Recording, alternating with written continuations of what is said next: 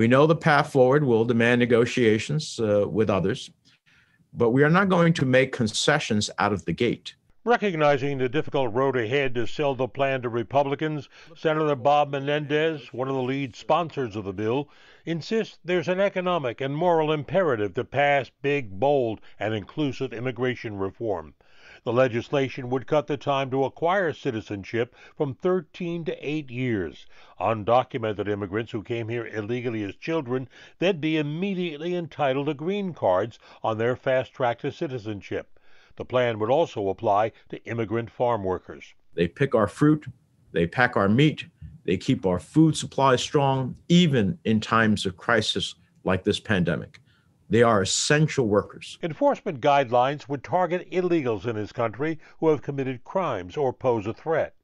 While the legislation would offer one of the fastest pathways ever to citizenship, it would do so without offering any border security.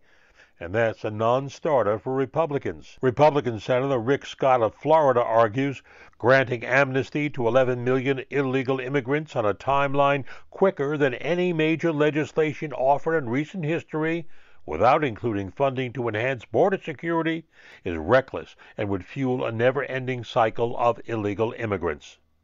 The measure would need 60 votes in the Senate to pass, and Democrats recognize they may have to take a piecemeal approach to getting immigration reform. New York is home to many of the nation's 11 million undocumented immigrants. The sentiment is celebration and victory that we finally got here. Yuritsa Mendez is with Make the Road New York, an immigration advocacy group.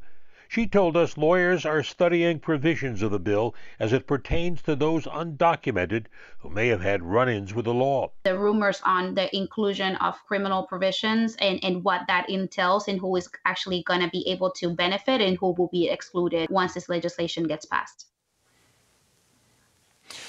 Now, it's interesting to note that the immigration law, if passed, would eliminate the word alien from all immigration laws and change that to non-citizen. A White House source said that this all reflects President Biden's value on immigration. I'm Marvin Scott, Pix 11 News. Tamsin?